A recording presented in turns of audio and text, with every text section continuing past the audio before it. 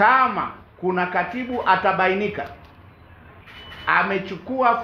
amechukua fedha zaidi ya kiasi ambacho kimeelezwa, basi hatua kali zitachukuliwa kwa mtendaji huyo. Hii ni kwa watendaji wote wa chama na jumuiya zote za chama. Msichukue fedha zaidi ya kiasi kilichoidhinishwa kwa kisingizio cha michango. Huu ni mchakato wa awali.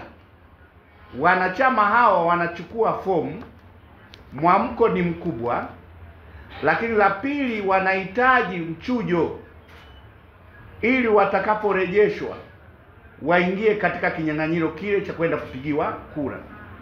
Kwa hiyo tusitumie nafasi hii kwenda kuwaambia viwango tofauti na vilivyoidhinishwa kwa kisingizio kwamba kuimarisha shughuli za jumuiya au shughuli za chama. Kwa hiyo ni marufuku kwa mtendaji yoyote wa chama anayehusika katika uchaguzi huu kutoa fomu, kuchukua kiasi. Kama ni udiwani, usichukue zaidi ya shilingi 50,000 na risiti patikane, na shilingi 500,000 kwa nafasi ya ubunge. Kama kuna mwanachama yoyote ametozwa fedha zaidi ya hicho kiwango, arudi katika ofisi alipochukua fomu, arejeshewe fedha yake.